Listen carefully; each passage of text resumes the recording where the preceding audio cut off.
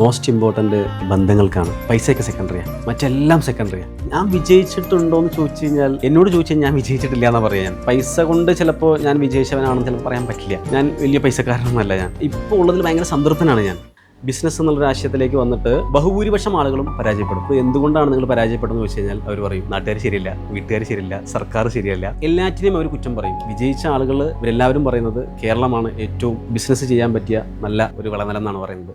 ഈ നാട്ടിൻപുറത്തൊക്കെ പഠിക്കാനൊക്കെ മോശം ആളുകളെയൊക്കെ പട്ടണത്തിൽ പറഞ്ഞേക്കും. 10ാം ക്ലാസ്സിൽ ഞാൻ തോറ്റ് നിൽക്കുന്ന സമയത്ത് ഞാൻ പോയിപ്പെട്ടത് ബാംഗ്ലൂരായിരുന്നു. അവിടെ ഞാനിങ്ങനെ ബസ് സ്റ്റാൻഡിലേക്ക് അലഞ്ഞു നടക്കുന്ന സമയത്ത് ഞാനൊരു മലയാളിയെ പരിചയപ്പെടാം. ഭാഷ ഒന്നും അറിയില്ലല്ലോ, 16 വയസ്സായിട്ടുള്ള എനിക്കന്ന്. എന്താണെന്ന് ചോദിച്ചപ്പോൾ ഞാൻ പറഞ്ഞു എനിക്ക് എന്തെങ്കിലും ഒരു പണി വേണം. അപ്പോൾ പുള്ളി എന്നിങ്ങനെ നോക്കി, കാരണം ചെറിയ പയ്യനാണല്ലോ, അങ്ങനെ ഇങ്ങനെ മുഖത്ത് കെട്ടിയിട്ട് അങ്ങനെ കൂടെ കൊണ്ടുപോയതാണ്. അങ്ങനെ പുള്ളിക്ക് അവിടെ ഈ സർജറി ഇൻസ്ട്രുമെന്റ്സ് ഒക്കെ ഉണ്ടാക്കുന്ന വലിയൊരു കമ്പനിയാണ്. അവിടെ എനിക്കൊരു എൻ്റെ വിദ്യാഭ്യാസം, എൻ്റെ ആരോഗ്യസ്ഥിതിക്ക് അനുസരിച്ച് അത് വാഷ് ചെയ്യുക, പാക്ക് ചെയ്യുക, അതുപോലെ പരിപാടികളൊക്കെ. അപ്പോൾ അതായിരുന്നു എൻ്റെ പണി. ബാക്കിയുള്ള സമയം ഞാനിങ്ങനെ ഇതുണ്ടാക്കുന്ന സ്ഥലത്ത് പോയിട്ട് ഇങ്ങനെ ശ്രദ്ധിച്ച് വെക്കുക. അങ്ങനെ ഞാനതിങ്ങനെ വളരെ താല്പര്യത്തോടെ ശ്രദ്ധയോടെ അങ്ങനെ പോയി നിന്ന് നോക്കുന്നത് എൻ്റെ ഓണർ ഒരു പ്രാവശ്യം കണ്ടു. അപ്പോൾ എന്നോട് ചോദിച്ചു എന്ന് എനിക്ക് താല്പര്യം ഉണ്ടോ എന്ന് ചോദിച്ചു. അപ്പോൾ ഞാൻ തലാട്ടിയതാണ്. അപ്പോൾ പുള്ളി എൻ്റെ കഴുകലും തുടക്കലും ബാക്കിയുള്ള പരിപാടികളൊക്കെ കഴിഞ്ഞാൽ അവരെ ഹെൽപ്പ് ചെയ്യാൻ വേണ്ടി അവിടെ കൂട്ടിരുന്നോട്ടോ, എന്നിട്ട് പണി പഠിച്ചോട്ടോ എന്ന് പറഞ്ഞാൽ അവിടെ എത്തിയത് തന്നെ. എൻ്റെ വാടക വീടിൻ്റെ പുറകിൽ 2 ടാർപ്പായ വലിച്ചു കെട്ടിയിട്ട് തുടങ്ങിയ ഈ പരിപാടി ഇന്ന് കേരളത്തിൽ ഞാൻ 10 വർഷം പിന്നിട്ടു. 10 വർഷം പിന്നിട്ടപ്പോഴേക്കാണ് കേരളത്തിലെ ബെസ്റ്റ് ഇന്നോവേഷൻ ടെക്നോളജിക്ക് നമ്മുടെ കൈരളി ചാനലിൻ്റെ ചെയർമാൻ, നമ്മുടെയൊക്കെ സ്വകാര്യ അഹങ്കാരമായ നമ്മുടെ മമ്മൂക്കയുടെ അടുത്ത് എനിക്ക് വാങ്ങാനുള്ളൊരു KV സർജിക്കലിനെ എടുത്ത് പറഞ്ഞുകൊണ്ട് പരാമർശിച്ചുകൊണ്ട് കേരള ബഡ്ജറ്റിൽ ഫിനാൻഷ്യൽ മിനിസ്റ്റർ, പല മിനിസ്റ്റർ പരാമർശിച്ചു എന്ന് പറഞ്ഞുകൊണ്ട് വല്ലാത്തൊരു അത്ഭുതമാണ് എനിക്ക് തോന്നിയത്. ഒരു ബില്യണർ ആവണമെന്ന് വിചാരിച്ചിട്ട് ഇതിലേക്ക് വന്നതല്ല. സിനിമ സ്വപ്നം കാണുന്നവർക്ക് ചാവറ ഫിലിം സ്കൂൾ, കൊച്ചി. 0ൽ നിന്ന് ഒരു സാമ്രാജ്യം തന്നെ കെട്ടിപ്പോക്കുക. അതെ, ഒരു സീറോയിൽ നിന്ന് ഒരു ഹീറോ ആകുക. അങ്ങനെ ഒരു സാമ്രാജ്യം കെട്ടിപ്പൊക്കിയ ഒരാളാണ് നമ്മളോട് ഉള്ളത്. സാർ നമസ്കാരം. KV സജീഷ് സാർ നമസ്കാരം. നമസ്കാരം. ഭയങ്കര ഹാപ്പി കേട്ടോ, ഭയങ്കര സന്തോഷം കാണാൻ. കാരണം നമ്മൾ ഒരുപാട് വാർത്തയിലും ഈ സക്സസ് സ്റ്റോറീസ് ഒക്കെ കാണുന്നു. ഈ സക്സസ്സിലുപരി എനിക്ക് എപ്പോഴും തോന്നിയ ഒരു കാര്യം എന്ന് പറയുന്നത് ഒരു നല്ല മനുഷ്യൻ ആയിട്ടാണ് എനിക്ക് ഫീൽ ചെയ്തത്. ഇപ്പോൾ ഈ ഒരു സ്റ്റേജ് ഇങ്ങനെ കടന്നു നിൽക്കുമ്പോൾ ഹൗ ഡു യു ഫീൽ? ഇന്ന് സാധാരണ ഞാൻ ഭയങ്കര സന്തോഷത്തിലാണ്. ഇന്ന് കുറച്ച് അധികം സന്തോഷമുണ്ട്. ഞങ്ങൾ വരുന്നതുകൊണ്ടാണോ? നിങ്ങൾ വന്നുകൊണ്ട് തന്നെയാണ്. നിങ്ങൾ വന്നത് ഇപ്പോൾ എവിടേക്കാന്നുള്ളതാണ് അതിൽ സന്തോഷം കൂട്ടാനുള്ള കാരണം. ഇന്ന് എൻ്റെ വീട്ടിലാണ് ഞാൻ ഉള്ളത്. നിങ്ങളിപ്പോൾ എന്നെ ഇൻ്റർവ്യൂ ചെയ്യുന്നത് എൻ്റെ വീട്ടിൽ വെച്ചാണ്. ഇതിനു മുമ്പ് നമ്മൾ പല ചാനലുകളൊക്കെ, ഇപ്പോൾ റിപ്പോർട്ടർ ചാനൽ, ഇപ്പോൾ അവസാനം റിപ്പോർട്ടർ ചാനൽ ഇൻ്റർവ്യൂ അടക്കം ഞാൻ അവരുടെ സ്റ്റുഡിയോയിൽ പോയിട്ടാണ് ഒരു ഇൻ്റർവ്യൂ ചെയ്തത്. സ്റ്റുഡിയോ ആദ്യമായിട്ട് കാണുന്നത്. വല്ലാത്തൊരു എക്സൈറ്റ്മെൻ്റ് ആണ് എനിക്ക്. അതിനകത്ത് പോകുമ്പോൾ ഒരു ആന്തലൊക്കെ ഉണ്ടായിരുന്നു എനിക്ക്. അപ്പോൾ ആ ആന്തലിൻ്റെ പുറത്തിട്ട് ഞാൻ സംസാരിച്ചായിരുന്നു. പക്ഷേ ഇവിടെ ഞാൻ ഭയങ്കര കംഫർട്ടാണ്. അതുകൊണ്ട് എനിക്ക് കൂടുതൽ നല്ല കംഫർട്ടായിട്ട് സംസാരിക്കാൻ പറ്റും എന്നുള്ളൊരു കോൺഫിഡൻസ് ഉണ്ട്. കോൺഫിഡൻസ് പുറത്താണ് ഞാൻ സംസാരിക്കുന്നത്. കൂടാതെ നിങ്ങളെ ഞാൻ സ്വാഗതം ചെയ്യണം എൻ്റെ വീട്ടിലേക്കും എൻ്റെ നാട്ടിലേക്കും കമ്പനിയും. എനിക്കിവിടെ വന്നിട്ട് ഏറ്റവും ഇഷ്ടപ്പെട്ട ഒരു കാര്യമാണ്, പലപ്പോഴും നമ്മൾ ജോലി ചെയ്യുന്ന സ്ഥലത്തു നിന്ന് നമ്മൾ ജോലി ചെയ്യുന്നത് നമ്മുടെ വീട്ടുകാർക്ക് വേണ്ടിയിട്ടാണ്. പലപ്പോഴും നമുക്ക് നമ്മുടെ വീട്ടുകാരെ കാണാൻ പറ്റായികയില്ല, കാരണം നമ്മൾ ജോലി തിരക്ക്, പ്രത്യേകിച്ച് ബിസിനസ്സുകാർക്ക്. പക്ഷേ സാറിനെ ഇവിടെ വന്ന് കണ്ടപ്പോൾ ഞങ്ങൾ ഞെട്ടിപ്പോയി. എന്ന് വെച്ച് കഴിഞ്ഞാൽ വീടും ബിസിനസ്സും എല്ലാം ഒറ്റ കോമ്പൗണ്ടില്ലേ. എന്തായിരിക്കും സാർ അത്രയൊരു ഇവിടെ തന്നെ തിരിച്ചെത്താനുള്ള ഒരു പവർ? ഞാൻ കൂടുതൽ ഇമ്പോർട്ടൻസ് കൊടുക്കുന്നത് എൻ്റെ ഫാമിലിക്കാണ്. അത് എന്നെ ഇഷ്ടപ്പെടുന്നവർക്കൊക്കെ അറിയാമെന്നാണ് ഞാൻ വിശ്വസിക്കുന്നത്. അതിൻ്റെ ഏറ്റവും വലിയൊരു തെളിവാണ് ഇപ്പോൾ നിങ്ങളിവിടെ വന്ന് കണ്ട ഇത്. എൻ്റെ വീടും എൻ്റെ ഓഫീസും എൻ്റെ കമ്പനിയും ഒക്കെ ഒരേ കോമ്പൗണ്ടിലാണ്. സാധാരണ ഞാൻ കണ്ടിട്ടുള്ളത് ബിസിനസ്സുകാർ, നമ്മളെല്ലാവരും ബിസിനസ്സുകാരെന്ന് മാത്രമല്ല എല്ലാവരും പാടുപെടുന്നത് നമ്മുടെ ഫാമിലിക്ക് വേണ്ടിയിട്ടാണ്. അപ്പോൾ ബിസിനസ്സുകാരൊക്കെ ഞാൻ പ്രത്യേകം ശ്രദ്ധിക്കാറുണ്ട്. അവർ ഈ പാടുപെടുന്ന സമയത്തൊക്കെ പലപ്പോഴും അവർക്ക് മിസ്സാവുന്ന ഫാമിലി ആയിരിക്കും. ഫാമിലിക്ക് വേണ്ടിയിട്ടാണ് അവർ പാടുപെടുന്നത്. പക്ഷേ പല പ്രധാനപ്പെട്ട വിശേഷങ്ങളും അവർക്ക് മിസ്സാവാറുണ്ട്. അപ്പോൾ എനിക്കതിൽ വളരെ നിർബന്ധമുണ്ട്. അങ്ങനെ ഒരു തരത്തിലും എൻ്റെ പ്രധാനപ്പെട്ട എൻ്റെ കുടുംബത്തിലെ, എൻ്റെ കുട്ടികളുടെ, എൻ്റെ അച്ഛനമ്മമാരുടെ, അതുപോലെ തന്നെ സമൂഹത്തിൻ്റെ, എൻ്റെ നാട്ടുകാരുടെ ഒക്കെ പ്രധാനപ്പെട്ട എല്ലാ കാര്യങ്ങളും എനിക്ക് പങ്കാളിയാവണം എന്നുള്ളൊരു കാരണം. ഞാനൊരു ബില്യണർ ആവണം എന്ന് വിചാരിച്ചിട്ട് ഇതിലേക്ക് വന്നതല്ല. അതുകൊണ്ട് എന്താ വെച്ചാൽ ഞാൻ പൈസയുടെ പുറകെ പോകുന്നില്ല. ഇങ്ങനെയുള്ള പല മൂല്യങ്ങൾ എനിക്ക്, അങ്ങനെ ആളുകൾ, സമൂഹം എന്നെ ഒരു നല്ല കുടുംബസ്ഥനായിട്ട്, നല്ല അച്ഛനായിട്ട്, അച്ഛനമ്മമാരെ സംരക്ഷിക്കുന്നതിൽ മാതൃകയായിട്ട്, സമൂഹത്തിന് മാതൃകയായിട്ടൊക്കെ എന്നെ കാണുന്നത് ഞാൻ ആഗ്രഹിക്കുന്നുണ്ട്. അപ്പോൾ അതുകൊണ്ടാണ് ഞാൻ ആ രീതിയിൽ മുന്നോട്ട് പോകുന്നത്. ചിലപ്പോൾ അതൊരു നല്ല മനസ്സും കൊണ്ടും ആയിരിക്കാം സാർ. കാരണം പലപ്പോഴും നമുക്കൊരു ചെറിയ ഫെയിലിയർ ഉണ്ടാകുമ്പം പലരും അവിടെ തോറ്റുപോവുക, അല്ലെങ്കിൽ പേടിച്ച് പിന്മാറുക, അല്ലെങ്കിൽ പിന്നെ ആ ഏരിയയിൽ പോകാതിരിക്കുക. പക്ഷേ സാർ സ്റ്റാർട്ട് ചെയ്യുന്ന തന്നെ ഒരു ഫെയിലിയറിൽ നിന്നാണ്. അവിടെ നിന്നാണ് സാറിൻ്റെ ഓരോ പടികളും ചവിട്ടി ചെറുകെ, അല്ലാതെ പെട്ടെന്ന് ഒരു സ്റ്റെപ്പിൽ നിന്ന് കയറി പെട്ടെന്ന് മുകളിലെത്തുമായിരുന്നില്ല. അതിനുള്ള ഹാർഡ് വർക്ക് ഉണ്ടായിരുന്നു. അതിന് ഏറ്റവും അടിപൊളിയായിട്ട് തന്നെ സാറ് വന്നു. സാറിൻ്റെ ആ ഒരു കാലഘട്ടം ഇല്ലേ, 10ാം ക്ലാസ് മുതൽ എപ്പോഴും നമ്മൾ കേൾക്കുന്നതാണ്, അന്ന് സ്റ്റേജിൽ ഉൾപ്പെടെ ഒരു തോറ്റ് തുടങ്ങിയപ്പം എന്തായിരുന്നു സാറിൻ്റെ മനസ്സിൽ അന്ന്? ആ ഒരു കാലഘട്ടം ഓർക്കുന്നുണ്ടോ 10ാം ക്ലാസ്? തീർച്ചയായിട്ടും. ഞാനിപ്പോൾ അടുത്ത ദിവസം കൂടെ എൻ്റെ കുട്ടികളെയൊക്കെ ഞാൻ സ്കൂളിലൊക്കെ ചേർത്ത്, എനിക്ക് 3 കുട്ടികളാണ് കേട്ടോ. 3 കുട്ടികളിൽ 2 പെൺകുട്ടി, 1 ആൺകുട്ടിയാണ്. അപ്പോൾ ഇവരെയൊക്കെ ഞാൻ മൂത്ത കുട്ടികളെയൊക്കെ ഞാനിപ്പോൾ ട്യൂഷനൊക്കെ ചേർത്ത് തുടങ്ങി ഞാൻ. അപ്പോൾ ട്യൂഷന് ഞാൻ ചേർത്ത ആ ഒരു കോളേജുണ്ട്, ഹരിശ്രീ കോളേജ് എന്നാണ് കോളേജിൻ്റെ പേര്. ഞാൻ പഠിച്ചിരുന്ന സ്കൂളിൻ്റെ ഓപ്പോസിറ്റ് സൈഡ് തന്നെയാണ് ഈ ഒരു കോളേജ് വരുന്നത്. അപ്പോൾ അവിടെ എന്നെ അന്ന് പഠിപ്പിച്ച എൻ്റെ വാസുമാഷ്, അദ്ദേഹത്തിൻ്റെ തന്നെയാണ് ആ കോളേജ് ഉള്ളത്. അദ്ദേഹം ഇപ്പോഴും അവിടെ ഉണ്ട്. അപ്പോൾ അദ്ദേഹത്തെ ഞാൻ പോയി കണ്ടു. എൻ്റെ കുട്ടിയുടെ പാരൻ്റായിട്ടാണ് ഞാൻ അവിടെ ചെന്ന് കണ്ടപ്പോൾ അദ്ദേഹത്തിന് ഭയങ്കര സന്തോഷമായി. കാരണം അദ്ദേഹം എന്നെ പഠിപ്പിച്ചിട്ടുണ്ടെന്ന് പറയാൻ അദ്ദേഹത്തിന് ഭയങ്കര ഒരു അഭിമാനമായിട്ടൊക്കെയാണെന്നൊക്കെയാണ് അദ്ദേഹം പറയുന്നത്. പക്ഷെ കൂടി സങ്കടം പറഞ്ഞു അവളുടെ അടുത്ത്. അവൾ പറഞ്ഞെന്താണെന്ന് അറിയൂ, സജീഷ് ഞങ്ങൾക്ക് നന്നായിട്ട് പഠിപ്പിക്കാൻ കഴിഞ്ഞില്ലല്ലോ എന്ന്. അത് തന്നെ ഒരു സങ്കടമായിട്ട് പറഞ്ഞു. ഞാൻ പഠിക്കാൻ ഭയങ്കര മോശമാണ്, പഠിത്തത്തിൽ ഭയങ്കര മോശമാണ്. 10ാം ക്ലാസ്സിൽ എൻ്റെ 93 മാർക്ക്, 693 മാർക്ക് ഇംഗ്ലീഷ് 2 മാർക്കിനെ കുറിച്ചൊക്കെ ഞാൻ എടുത്ത് പറയുമ്പോൾ ഏറ്റവും അധികം സങ്കടപ്പെട്ടിരുന്നത് അദ്ദേഹമാണ്. അദ്ദേഹത്തോട് പറയുകയാണ്, കാരണം നിങ്ങൾ സജീഷിനെ ഞാൻ പഠിപ്പിച്ചതാണല്ലോ, പഠിപ്പിച്ചിട്ട് ഇത്രയും കഴിവുള്ള ഒരാളേനെ, ഭാവിയിൽ ഇത്രയും അധികം വലിയ വലിയ നേട്ടങ്ങളൊക്കെ ഉണ്ടാക്കിയ ആളേനെ അന്ന് ഞങ്ങൾക്ക് പഠിപ്പിക്കാൻ കഴിഞ്ഞില്ലല്ലോ. അവൻ ഇത്രയും കഴിവുള്ള ഒരാളായിട്ട് അത് ഞങ്ങൾക്ക് മനസ്സിലാക്കിയിട്ട് കണ്ടെത്തി അവരെന്നെ പഠിപ്പിക്കാൻ കഴിഞ്ഞില്ലല്ലോ എന്നുള്ളൊരു ഖേദം അദ്ദേഹം എന്നോട് പ്രകടിപ്പിക്കേണ്ടായി. അദ്ദേഹത്തോട് ഞാൻ പറഞ്ഞതെന്താ വെച്ചാൽ, അതൊക്കെ ഒരു നിമിത്തമാണ് സാറേ. ഇപ്പോൾ എൻ്റെ വിധി ചിലപ്പോൾ അങ്ങനെ ആയിരിക്കാം, എന്ന് വെച്ചാൽ പഠിക്കാതെ വിജയിക്കുക എന്നുള്ളതായിരിക്കാം ചിലപ്പോൾ എൻ്റെ തല എഴുതി വെച്ചിട്ടുണ്ടാവുക. അപ്പോൾ അതുകൊണ്ടായിരിക്കാം സാർ അന്ന് സാറ് ശ്രദ്ധയിൽപ്പെടാതെ പോയത്. അല്ലാതെ സാർ അതിനെ ഖേദിക്കരുത് എന്ന് പറഞ്ഞാൽ അദ്ദേഹത്തിൻ്റെ കാലൊക്കെ തൊട്ട് ഞാൻ അനുഗ്രഹം മേടിച്ചപ്പോൾ അദ്ദേഹത്തിന് കണ്ണ് നിറഞ്ഞ് അങ്ങനെ കാണുകയാണ്. അപ്പോൾ അന്ന് മുതലുള്ള ഓർമ്മകൾ എൻ്റെ മനസ്സിലുണ്ട്. ഓർമ്മകൾ പറയുകയാണെന്ന് വെച്ചാൽ 10ാം ക്ലാസ്സിൽ എൻ്റെ സുഹൃത്തുണ്ട് കേട്ടോ, അവൻ്റെ പേര് സനൂബ്ന. അവൻ ഇപ്പോൾ ലണ്ടനിലാണുള്ളത്. അവൻ ഭയങ്കര പഠിക്കുന്ന സമയത്ത് അവൻ എല്ലാവരിലും ഫുള്ളാണ്. നമുക്ക് കാണിച്ച മൊബൈൽ നമ്പർ പറഞ്ഞ മാതിരി 854002 ഓരോ വിഷയത്തിലെ മാർക്കാട്ടോ ഞാൻ പറഞ്ഞത്. അപ്പോൾ തൊട്ടടുത്താണ് അവൻ്റെ വീട്, ഇവിടെ നമ്മുടെ വീടിൻ്റെ തൊട്ടടുത്ത് തന്നെ വീട്. അപ്പോൾ ഫുള്ള് കമ്പാരിസം അവനുമായിട്ടാണ് വീട്ടുകാർ. എൻ്റെ വീട്ടുകാർ ഫുൾ കമ്പാരിസം അവനുമായിട്ടാണ്. അങ്ങനെ അവൻ്റെ പാരൻസ് പഠിക്കാൻ വേണ്ടി എന്തൊക്കെയാണ് ചെയ്തു കൊടുക്കുന്നത് വെച്ചാൽ അതൊക്കെ എൻ്റെ പാരൻസും പാടുപെട്ട് എനിക്കും വേണ്ടി ചെയ്തു തരും. അവനെ ഈ പറഞ്ഞ ഹരിശ്രീ കോളേജിൽ അവനെ ട്യൂഷൻ കൊണ്ട് ചേർത്തു. അവനവിടെ കൊണ്ട് ചേർത്ത് കൊണ്ടുപോകുമ്പോൾ എൻ്റെ അച്ഛനമ്മയും എന്നെ അവിടെ കൊണ്ടുപോയിട്ട് അങ്ങനെ ചേർത്ത് ഞങ്ങൾ 2 പേരും ഇവിടുന്ന് വീട്ടിൽ നിന്ന് ട്യൂഷന് പോകും. ട്യൂഷന് പോയിട്ട് ട്യൂഷൻ ക്ലാസ്സിന് അടുത്തെത്താനായി കഴിഞ്ഞാൽ അവൻ നേരെ ട്യൂഷൻ ക്ലാസ്സിൽ കയറി പോകും. ഞാൻ എന്ത് ചെയ്യുന്നത് വെച്ചാൽ, ഞങ്ങളുടെ സ്കൂളിനോട് ചേർന്ന് ഒരു മതിലുണ്ട്. ആ മതിലിനോട് ചേർന്ന് ഇലക്ട്രിക് പോസ്റ്റ് ഉണ്ട്.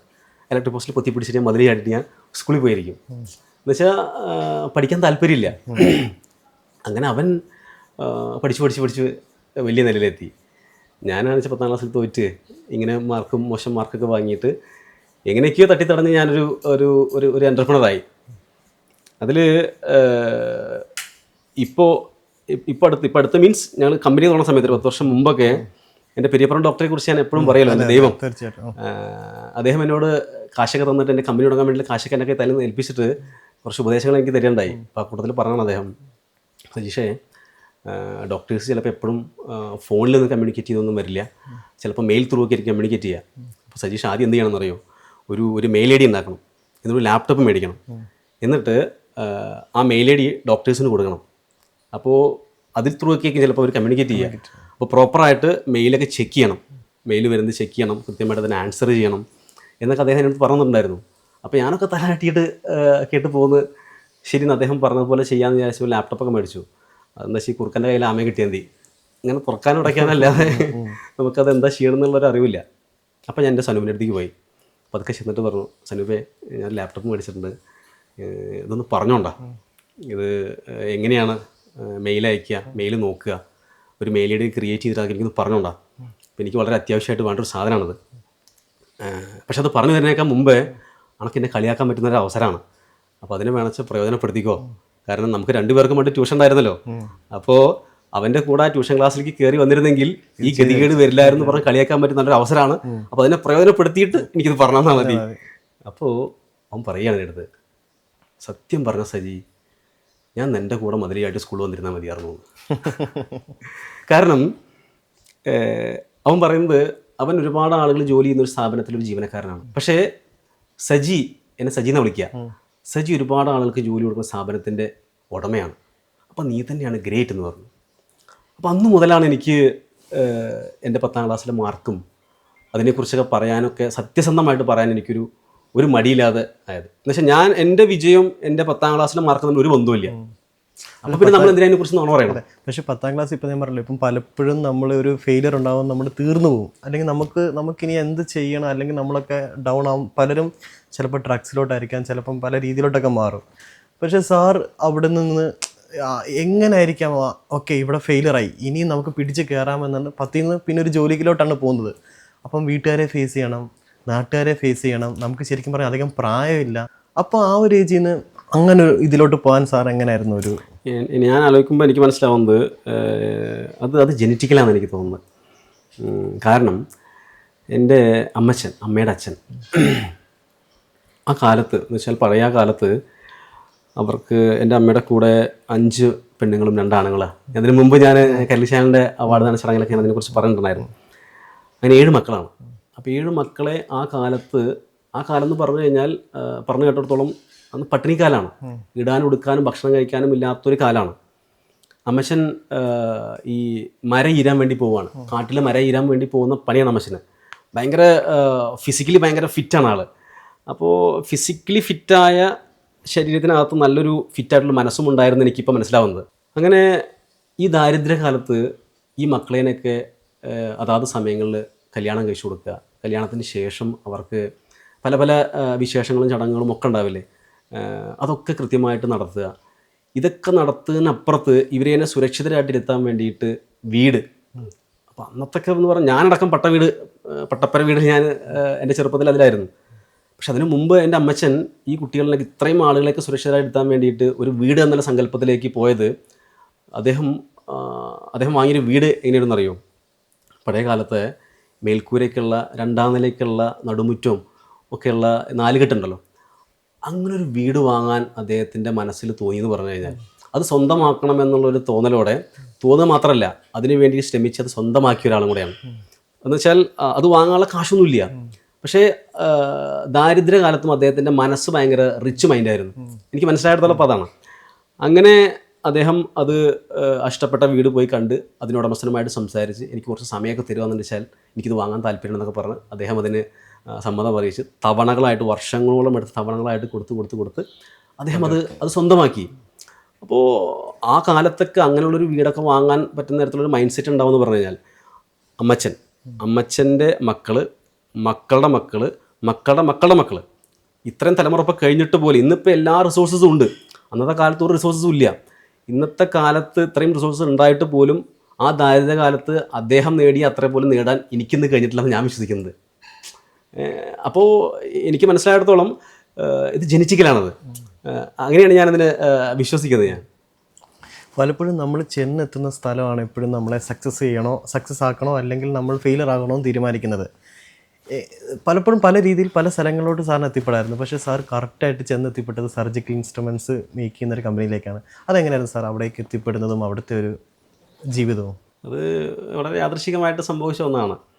അത് പറയുകയെന്ന് വെച്ചാൽ 10ാം ക്ലാസ്സിൽ ഞാൻ തോറ്റ് നിൽക്കുന്ന സമയത്ത് അവർക്ക് മനസ്സിലായി ഞാൻ എന്തായാലും ഇപ്പം പഠിച്ച എവിടെ എത്തില്ല എന്നുള്ളത് കൃത്യമായിട്ട് അവർക്ക് മനസ്സിലായി. അങ്ങനെ ആ കാലത്തൊക്കെ എന്താ വെച്ചാൽ ഈ നാട്ടിൻപുറത്തൊക്കെ പഠിക്കാനൊക്കെ മോശം ആളുകളെയൊക്കെ പട്ടണത്തിലേക്ക് പറഞ്ഞേക്കും. ഇപ്പോൾ ബാംഗ്ലൂർ, ഹൈദരാബാദ്, ഡൽഹി, കൽക്കട്ട ഇവിടെയൊക്കെ പോയി കഴിഞ്ഞാൽ എന്തെങ്കിലുമൊക്കെ ഒരു പണി കിട്ടും. അങ്ങനെ പിന്നെ അവർ എന്തെങ്കിലുമൊക്കെ പണിയൊക്കെ പഠിച്ച് വരുന്നൊരു രീതിയൊക്കെയാണ് പിന്നെ നമ്മളിവിടെ നാട്ടിൻപുറത്തെ കാണാറ്. അങ്ങനെ നാട്ടി വിട്ടതാണ്. അങ്ങനെ ഞാൻ പോയിപ്പെട്ടത് ബാംഗ്ലൂരായിരുന്നു. അങ്ങനെ ബാംഗ്ലൂർ പോയി അവിടെ ഞാനിങ്ങനെ ബസ് സ്റ്റാൻഡിലൊക്കെ അലഞ്ഞു നടക്കുന്ന സമയത്ത് ഞാനൊരു മലയാളിയെ പരിചയപ്പെട്ടു. ഭാഷയൊന്നും അറിയില്ലല്ലോ, 16 വയസ്സായിട്ടില്ല എനിക്കന്ന്. അങ്ങനെ എന്താണെന്ന് ചോദിച്ചപ്പോൾ ഞാൻ പറഞ്ഞു എനിക്ക് എന്തെങ്കിലും ഒരു പണി വേണം എന്ന് പറഞ്ഞു. അപ്പോൾ പുള്ളി എന്നിങ്ങനെ നോക്കി, കാരണം ചെറിയ പയ്യനാണല്ലോ. അങ്ങനെ ഇങ്ങനെ മുഖത്ത് കെട്ടിയിട്ട് അങ്ങനെ ഇവിടെ കൊണ്ടുപോയതാണ്. അങ്ങനെ പുള്ളിക്ക് അവിടെ ഈ സർജറി ഇൻസ്ട്രുമെൻറ്റ്സ് ഒക്കെ ഉണ്ടാക്കുന്ന വലിയൊരു കമ്പനിയാണ്. ഒരു ഇൻ്റർനാഷണൽ ലെവൽ ബിസിനസ് ചെയ്യുന്ന ഒരു വലിയൊരു കമ്പനിയായിരുന്നു.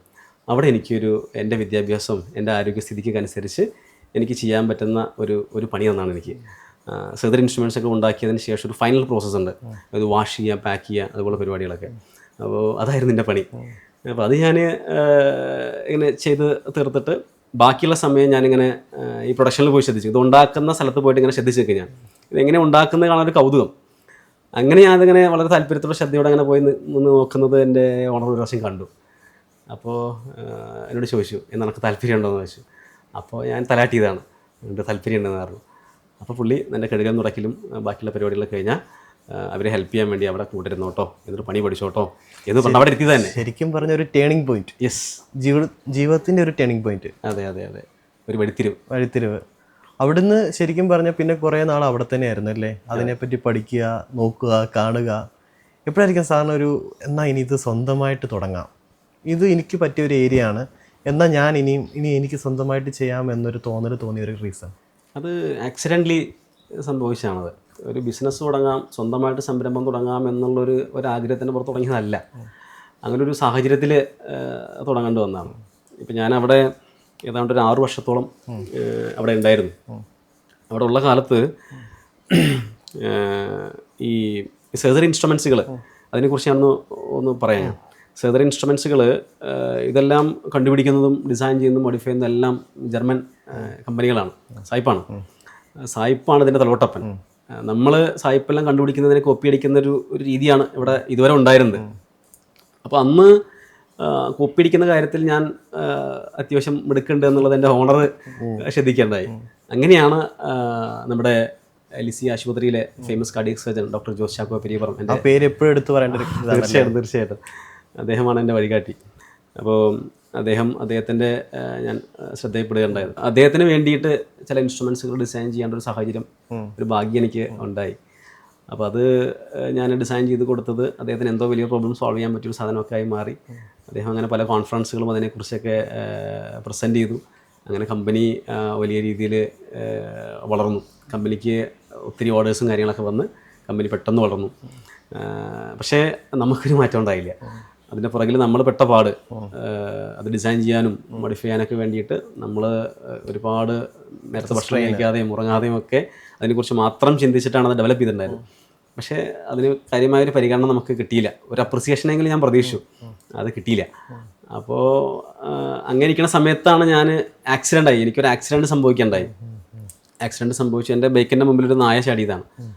കുറുകെ നായ ചാടിയിട്ട് എനിക്ക് നല്ല പരിക്കൊക്കെ പറ്റി, കൈക്കൊക്കെ സർജറിയും കാര്യങ്ങളൊക്കെ വേണ്ടി വന്ന് ഇരിക്കുന്ന സമയത്ത്, ആ സമയത്ത് എൻ്റെ ഫാമിലി വലിയ രീതിയിൽ പ്രശ്നത്തിലുള്ള ഒരു കാലഘട്ടം കൂടെ ആയിരുന്നു. എല്ലാ പ്രശ്നങ്ങളും ഒന്നിച്ചു വന്നൊരു സമയമാണ്. ഞങ്ങൾക്ക് സ്വന്തമായിട്ട് ചെറിയൊരു വീടും ചെറിയ അത്യാവശ്യ അടിസ്ഥാന സൗകര്യങ്ങളൊക്കെ ആയിട്ട് ഇങ്ങനെ ജീവിച്ചു പോകുന്നൊരു സാഹചര്യമായിരുന്നു ഒരു നാട്ടിൻപുറത്ത്. അവിടെ നിന്ന് എല്ലാം വിറ്റ് പെറുക്കിയിട്ട് അവസാനം ബാക്കി ഉണ്ടായിരുന്നു ഞങ്ങൾ ചോറും കറിയും വെച്ച് കഴിക്കാൻ ചട്ടിയും കലം മാത്രമായിരുന്നു. അത് പെറുക്കിയിട്ട് ഞങ്ങളൊരു വാടക വീട്ടിലേക്ക് പോയി ഇരിക്കുന്ന ഒരു സാഹചര്യത്തിൽ ഇരിക്കുന്ന സമയത്താണ് ഞാൻ അവിടെ ഇരുന്ന് ആക്സിഡൻ്റ് ആവുന്നത്. അപ്പോൾ അങ്ങനെ എൻ്റെ വീട്ടിലെ പ്രശ്നങ്ങളും കാര്യങ്ങളൊക്കെ ഞാൻ എൻ്റെ മുതലാളിയടുത്ത് ഞാൻ അവതരിപ്പിച്ചിട്ടുണ്ടായിരുന്നു. ഇങ്ങനെ പ്രശ്നങ്ങളൊക്കെ ഉണ്ട്, എനിക്ക് എൻ്റെ കുടുംബത്തിന് സഹായിക്കണം, എന്നൊന്ന് ഹെൽപ്പ് ചെയ്യണം എന്നൊക്കെ പറഞ്ഞു നോക്കുമ്പോൾ അദ്ദേഹം ഞാൻ ഈ ഒരു പ്രൊജക്റ്റ് കംപ്ലീറ്റ് ചെയ്യട്ടെ, നമ്മുടെ പെരിയപ്പുറം ഡോക്ടർ ആ പ്രൊജക്റ്റ് കംപ്ലീറ്റ് ചെയ്തതിന് ശേഷം ഹെൽപ്പ് ചെയ്യാൻ കേട്ടോ എന്നൊക്കെ പറഞ്ഞ് സമാധാനിപ്പിച്ചിരിക്കുന്ന സമയത്താണ് ഞാൻ ആക്സിഡൻ്റ് ആണ്. ആ പ്രൊജക്റ്റ് കംപ്ലീറ്റ് ആയി, പക്ഷേ അതിന് ശേഷം ഞാൻ ആക്സിഡൻ്റ് ആയി. മുതലാളി തന്നെ എൻ്റെ ട്രീറ്റ്മെൻറ്റും കാര്യങ്ങളെല്ലാം ചെയ്തിട്ടുണ്ടായിരുന്നു. റിക്കവറി ആയതിനു ശേഷം ഞാൻ വീണ്ടും കമ്പനിയിൽ വന്നു. എന്നെക്കൊണ്ട് പറ്റുന്ന തരത്തിലുള്ള കാര്യങ്ങളൊക്കെ ചെയ്യാൻ വേണ്ടി ശ്രമിച്ചു. പക്ഷേ മുതലാളി ഡോക്ടറുമായിട്ട്, എൻ്റെ സർജറി ഡോക്ടറുമായിട്ട് സംസാരിച്ചിട്ടുണ്ടായിരുന്നു. അപ്പോൾ ഡോക്ടർ പറഞ്ഞു ഇനി വെയിറ്റൊന്നും തൂക്കാനൊന്നും പറ്റില്ല, കയ്യിന് അത്രയും പരിക്കുണ്ടായിരുന്നു. അപ്പോൾ മുതലാളി മനസ്സിലാക്കിയിരുന്നു ഇനി ഇവനെ വെച്ച് നമുക്ക് കാര്യമായിട്ടൊരു നേട്ടമില്ല എന്നുള്ളത്. അപ്പോൾ അതിൻ്റെ അടിസ്ഥാനത്തിൽ ഓണർ എന്നോട് വലിയൊരു താല്പര്യം കാണിക്കുന്നുണ്ടായിരുന്നു. ഞാൻ രണ്ടാമത് വീണ്ടും റിക്കവറി ആയിട്ട് ചെന്നതിന് ശേഷം. അപ്പോൾ ഞാൻ അങ്ങനെ ആവശ്യപ്പെട്ടു. അന്നിങ്ങനെ ഒരു ഹെൽപ്പ് തരാമെന്ന് പറഞ്ഞിട്ടുണ്ടെങ്കിൽ വീട്ടിൽ അത്യാവശ്യം പ്രശ്നങ്ങളുണ്ട്, സഹായിക്കണം എന്ന് പറഞ്ഞു നോക്കുമ്പോൾ ആ എക്സ്ക്യൂസ് പറഞ്ഞിട്ട് ഇങ്ങനെ ഒഴിഞ്ഞു മാറി തുടങ്ങി. അപ്പോൾ എനിക്ക് മനസ്സിലായി എന്നെ ഒഴിവാക്കുകയാണെന്നുള്ളത്. അപ്പോൾ അദ്ദേഹത്തിൻ്റെ വായനത് കേൾക്കാനുള്ള ത്രാണി ഉണ്ടായിരുന്നില്ല. അങ്ങനെ ഞാൻ ഇറങ്ങിപ്പോരുക ചെയ്തു. ഇറങ്ങിപ്പോന്നിട്ട് ഞാൻ വീട്ടിൽ വന്ന സമയത്ത് ഞാനൊരു വാടക വീട്ടിലാണല്ലോ, അപ്പോൾ അച്ഛനും അമ്മേനൊക്കെ നോക്കണം, ഇവരെയൊക്കെ പട്ടിണി അടക്കാണ്ട് നോക്കണം എന്നുള്ളൊരൊറ്റ ആഗ്രഹം മാത്രമേ മനസ്സിലുണ്ടായിരുന്നുള്ളൂ. ഇല്ല അതൊരു കമ്പനി തുടങ്ങുക, കമ്പനിയോട് ഒരുപാട് നമുക്കൊരു ബില്യണറാവുക എന്നുള്ളൊരു പ്ലാനിലൊന്നും തുടങ്ങിയതല്ല. അപ്പോൾ എനിക്ക് ആകെ പരിചയമുള്ളത് ഒരു ഡോക്ടർ എന്നുള്ള രീതിയിൽ പെരിയപ്പുറം ഡോക്ടറെയാണ്. അദ്ദേഹത്തിൻ്റെ കൂടെ ഞാൻ സർജറിക്കൊക്കെ നിന്നിട്ടുണ്ട്. സാധാരണ നമുക്കിങ്ങനെ വെളിയിൽ നിന്നുള്ള ഒന്നാമത്തെ കാര്യം സർജിക്കൽ ഇൻസ്ട്രുമെന്റ്സ് പഠിച്ചിട്ടില്ല, ജസ്റ്റ് ചെയ്ത എക്സ്പീരിയൻസേ ഉള്ളൂ. ഒരു മെഡിക്കൽ ഫീൽഡ് ഇന്ന് വരെ പഠിച്ചിട്ടില്ല. പക്ഷേ ഇത്രയും സർജറീസിൽ എനിക്കൊന്ന് ഒരുപാട് സർജറീസിൽ അറൗണ്ട് നിന്നിട്ടുണ്ടല്ലേ? ഏതാണ്ട് ഒരു 1000-ഓളം സർജറികൾ ഞാൻ കൂടെ ലൈവ് സർജറികളിൽ ഞാൻ കാണാൻ പറ്റിയിട്ടുണ്ട് എനിക്ക്. അതൊക്കെ ശരിക്കും ഒരു ഭാഗ്യമായിട്ട് വന്നിട്ടില്ലേ നമുക്ക് ഈ ഒരു ബിസിനസ്സിൽ? തീർച്ചയായിട്ടും അതിലൂടെയാണ് നമുക്ക് ലൈവ് സർജറികൾ ഒരുപാട് കാണാൻ പറ്റിയപ്പോഴാണ് ഇൻസ്ട്രുമെൻസുകളുടെ ഉപയോഗം എന്താണെന്ന് മനസ്സിലാക്കാൻ പറ്റുകയും അതിനനുസരിച്ച് അതിൻ്റെ വ്യത്യാസം വരുത്തിയിട്ട് ഡോക്ടേഴ്സിന് കൂടുതൽ കംഫർട്ടായിട്ട് സർജറി ചെയ്യാൻ പറ്റുന്ന തരത്തിലുള്ള ഇൻസ്ട്രുമെൻറ്റ്സ് ഡിസൈൻ ചെയ്യാൻ പറ്റുകയൊക്കെ ചെയ്തത്. അത് പല ഡോക്ടേഴ്സും ഉപയോഗിച്ച് അതിൻ്റെ പ്രമുഖരുടെ ഡോക്ടേഴ്സൊക്കെ നല്ലൊരു പോസിറ്റീവായിട്ട് ഫീഡ്ബാക്ക് കിട്ടിയപ്പോഴാണ് ശ്രദ്ധിക്കപ്പെട്ടത്. അപ്പം ബാക്ക് ടു ഡോക്ടറിൻ്റെ അടുത്തേക്കും അന്ന് എത്തിപ്പെടുമായിരുന്നു. അതെ. അങ്ങനെ ഡോക്ടറെ ഞാൻ പോയി കാണാൻ വേണ്ടി ശ്രമിക്കുകയാണ് ചെയ്തത്. അപ്പോൾ അവിടെ പോയപ്പോൾ എനിക്കറിയില്ല ഡോക്ടർ അന്ന് അദ്ദേഹം പത്മശ്രീ പുരസ്കാരമൊക്കെ ലഭിച്ച് നല്ല ഫേമസ് ആയിട്ട് നിൽക്കുന്ന ഒരു പക്ഷേ എനിക്കറിയില്ലായിരുന്നു അദ്ദേഹത്തിന് പത്മശ്രീ പുരസ്കാരം ലഭിച്ചെന്ന് എനിക്കറിയില്ലായിരുന്നു. അങ്ങനെ ഞാൻ അവിടെ ഹോസ്പിറ്റലിൽ പോയി ഞാൻ കാര്യം പറഞ്ഞു, എനിക്കിങ്ങനെ പെരിപ്പുറം ഡോക്ടറിനെ കാണാൻ വേണ്ടി വന്നതാണ്. അപ്പോൾ എന്താണെന്ന് ചോദിച്ചപ്പോൾ ഞാൻ പറഞ്ഞു അദ്ദേഹത്തിന് വേണ്ടി ഞാനൊരു ഐറ്റം ഉണ്ടാക്കിയിട്ടുണ്ടായിരുന്നു. അപ്പോൾ അവർക്ക് മനസ്സിലായി എന്തൊരു ഉണ്ടാക്കലുകാരാണെന്ന് മനസ്സിലായി അവർക്ക്. അവർ ഉണ്ടാക്കലുകാരെന്ന് വെച്ചാൽ കമ്പനിക്കാരന് ഹോസ്പിറ്റലിൽ വന്ന് ഡോക്ടറെ കാണുന്നുണ്ട് വെച്ചാൽ ഒരുപാട് ഫോർമാലിറ്റീസ് ഉണ്ട്. അപ്പോൾ നമ്മുടെ കയ്യിലാണെന്ന് വെച്ചാൽ വിസിറ്റിംഗ് കാർഡ് പോലും ഇല്ല. അപ്പോൾ അവർ പെർമിഷൻ തന്നില്ല, കാണാൻ പറ്റില്ല എന്നുള്ള രീതിയിലാണ് പറഞ്ഞത്. വീണ്ടും 2-3 ദിവസമൊക്കെ ഞാൻ അവിടെ ട്രൈ ചെയ്ത് നോക്കി, പക്ഷേ ഒരു രക്ഷയില്ല. അങ്ങനെ ഞാൻ തിരിച്ചു പോരാന്ന് പ്ലാൻ ചെയ്തു. അപ്പോഴാണ് എൻ്റെ മനസ്സിലൊരു ഐഡിയ തോന്നിയത്, എന്തായാലും അകത്ത് കടന്ന് കാണാൻ പറ്റില്ല എന്നുള്ളത് ഉറപ്പായി. അപ്പോൾ പുറത്തുനിന്ന് എങ്ങാനും കാണാൻ പറ്റുമോ ഒരാശയം തോന്നിയപ്പോൾ ഞാൻ നേരെ ഡോക്ടറുടെ കാർ പാർക്കിങ്ങിൽ ഒന്ന് പോയി നോക്കി. കാരണം ഡോക്ടേഴ്സിൻ്റെ കാർ പാർക്കിങ്ങിൽ ശ്രദ്ധിച്ചറിയാൻ പറ്റും, ഡോക്ടേഴ്സിൻ്റെ പേര് എഴുതിയിട്ട് അവിടെ അതാത് കാറിൻ്റെ സ്ഥലത്ത് അവരുടെ പേര് എഴുതി വെച്ചിട്ടുണ്ടായിരിക്കും. അപ്പോൾ ഞാൻ നോക്കിയപ്പോൾ ഡോക്ടർ ജോസ് ചാക്കോ പെരിയപ്പുറം എന്നുള്ള ബോർഡ് ഞാൻ കണ്ടു. നേരെ നോക്കുമ്പോൾ അദ്ദേഹത്തിൻ്റെ BMW നിൽക്കുന്നുണ്ട്. അപ്പോൾ എനിക്ക് മനസ്സിലായി എന്തായാലും അദ്ദേഹം ഇവിടെ ഉണ്ട്, എന്തായാലും വണ്ടി എടുക്കാൻ വേണ്ടി ഇങ്ങോട്ട് വരും എന്ന് എനിക്ക് മനസ്സിലായപ്പോൾ ഞാൻ അവിടെ വെയിറ്റ് ചെയ്തു. അങ്ങനെ അദ്ദേഹം വൈകുന്നേരത്തെ സർജറി കഴിഞ്ഞിട്ട് വണ്ടിയിലേക്ക് വരുന്ന സമയത്ത് തന്നെ കണ്ടു. അപ്പോൾ പെട്ടെന്ന് കണ്ടപ്പോൾ എന്നെ മനസ്സിലായി. അപ്പോൾ എന്താ വെച്ചപ്പോൾ ഞാൻ കാര്യങ്ങളൊക്കെ ഇങ്ങനെ ജെന്യുവനായിട്ട് പറഞ്ഞു, ഇങ്ങനെയൊക്കെ സാറേ കാര്യങ്ങളുണ്ടായത്, എനിക്ക് എന്താ ചെയ്യണമെന്ന് അറിയില്ല എന്ന് പറഞ്ഞപ്പോൾ ഞാൻ കരഞ്ഞു വന്നിട്ട്. അപ്പോൾ എന്നെ ചേർത്ത് പിടിക്കുകയത്, എന്നെ അങ്ങനെ ചേർത്ത് പിടിച്ചിട്ട് എന്നെ ഇങ്ങനെ തട്ടിയിട്ട് പറഞ്ഞു, ഇനി നീ എന്താ ചെയ്യണം ഞാൻ പറഞ്ഞുതരാമെന്ന് പറഞ്ഞു.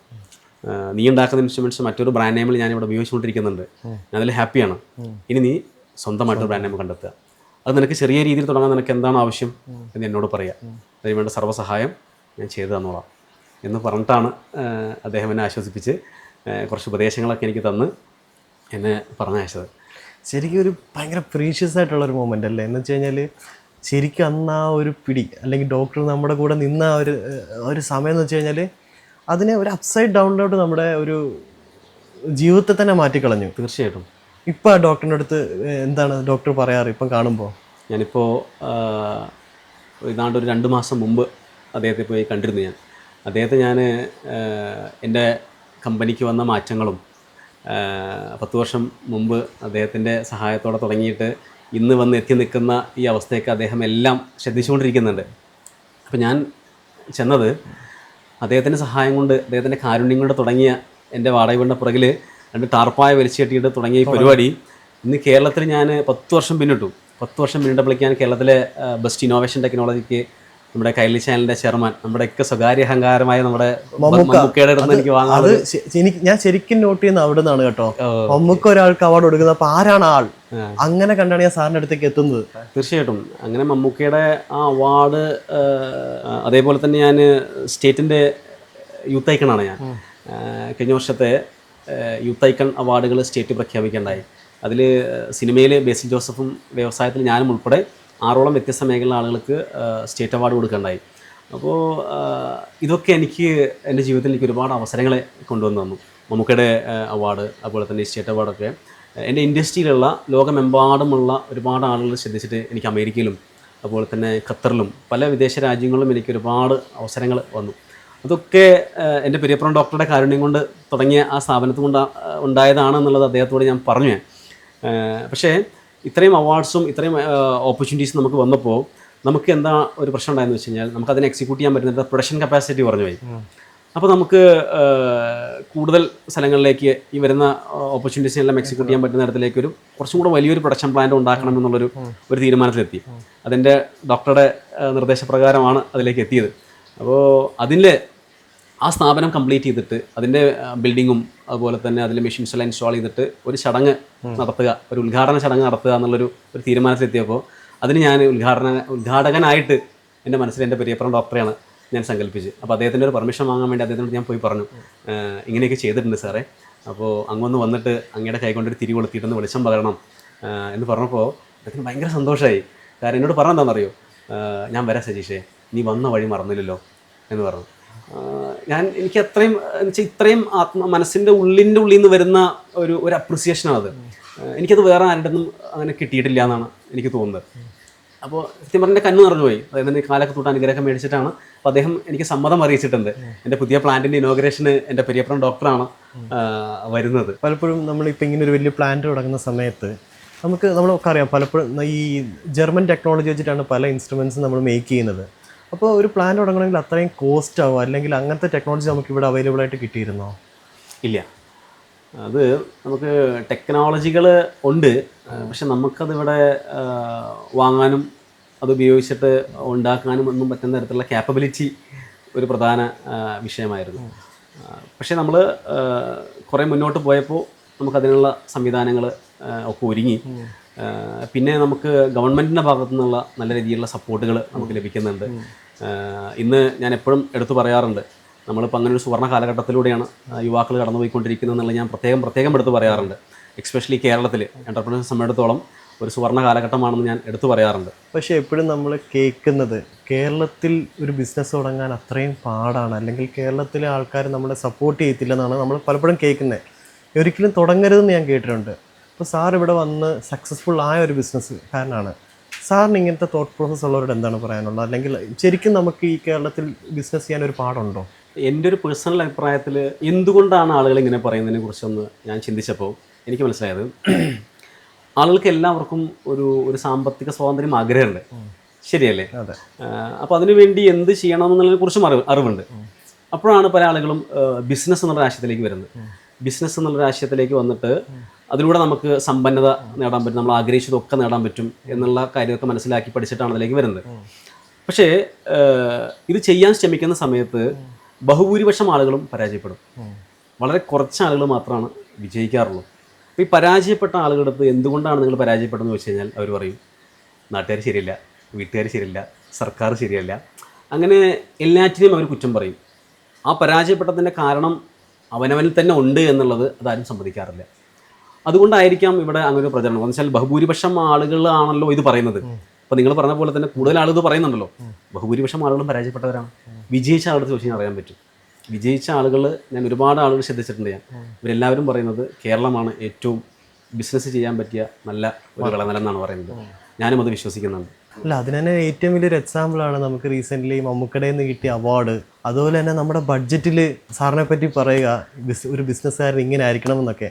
ഈ അവാർഡ്സും ഇതൊക്കെ വരുമ്പം sir how do you feel? Like ചിലപ്പോൾ നമുക്കൊരു ഭയങ്കര ഹാപ്പിനെസ് ആയിരിക്കാം, അല്ലെങ്കിൽ ഇറ്റ്സ് ഓക്കെ എന്നുള്ളൊരു ഫീൽ ആയിരിക്കാം. പക്ഷേ ഇങ്ങനത്തെ അവാർഡ്സ് ഒക്കെ കിട്ടുമ്പോൾ സാറിന് എന്താണ് ഒരു ഫീലിംഗ് വരുന്നത്? നമുക്കൊരു ഇനി മുമ്പോട്ട് പോകാനുള്ള ഒരു ത്വരയാണോ, അതോ ലൈക്ക് ലിറ്ററലി വാട്ട്? അവാർഡ്സ് ഈ പറഞ്ഞ പോലെ തന്നെ മമ്മൂക്കയുടെ അവാർഡിനെ കുറിച്ച് പറഞ്ഞു കഴിഞ്ഞാൽ ഞാനതിന് അർഹനായി എന്നുള്ളത് കൈലി ചാനലിൽ തന്നെ വിളിച്ച് പറയുന്നൊരു സിറ്റുവേഷൻ. കൈലി ചാനലിൽ ഒരു അമൃത എന്ന് പറഞ്ഞൊരു മേഡം എന്നെ വിളിക്കുകയുണ്ടായി. ഇങ്ങനെ കൈലി ചാനലിൽ നിന്നാണ്, എൻ്റെ പേര് അമൃത എന്നാണ്, സജീഷിന് ഒരു സന്തോഷ വാർത്ത അറിയിക്കാൻ വേണ്ടിയാണ് വിളിച്ചത്. അപ്പോൾ എന്താണ് മേഡം എന്ന് ചോദിച്ചപ്പോൾ ആണ് പറയുന്നത്, കൈലി ചാനലിൻ്റെ ചെയർമാനാണ് മമ്മൂക്ക. മമ്മൂക്കയുടെ ഒരു പ്രത്യേക പുരസ്കാരം വർഷത്തിലൊരിക്കൽ ഏതെങ്കിലും ഒരു മികച്ച സ്ഥാപനത്തിനോ അല്ലെങ്കിൽ ഒരു മികച്ച വ്യക്തിക്കോ ഒരു അവാർഡ് കൊടുക്കാറ് പതിവുണ്ട്. അതിന് ഇപ്രാവശ്യം മമ്മൂക്ക നേരിട്ട് തിരഞ്ഞെടുക്കുന്നത് സജീഷിനെയാണ്. അപ്പോൾ സജീഷിൻ്റെ ആ സന്തോഷം അറിയിക്കാൻ വേണ്ടിയാണ് വിളിച്ചിരിക്കുന്നത് എന്ന് പറഞ്ഞിട്ട്, അപ്പോൾ ഞാനിതിങ്ങനെ മുളി കേൾക്കുന്നുണ്ട് ഞാൻ. അപ്പോൾ എന്നോട് ഇതൊക്കെ പറഞ്ഞു കഴിഞ്ഞിട്ടും ഞാൻ പ്രത്യേകിച്ചൊന്നും പറയുന്നില്ല. അപ്പോൾ അവരെന്നോട് ചോദിക്കുകയാണ്, എന്താ സജീഷ് ഇത്രയും വലിയൊരു കാര്യം പറഞ്ഞു സജീഷിന് സന്തോഷമില്ലാത്തത് എന്ന് പറയുകയാണ്. അപ്പോൾ എനിക്ക് വിശ്വാസമില്ല. എനിക്ക് എന്ന് വെച്ചാൽ അത് വിശ്വസിക്കാൻ പറ്റുന്നില്ല. ഇങ്ങനെ പറയുമ്പോൾ ഞാൻ ഇത് സ്വപ്നത്തിലാണോ അതത് ശരിക്കുമാണോ എന്നും അറിയാത്ത തരത്തിലുള്ളൊരു സാഹചര്യം ഉണ്ടായി.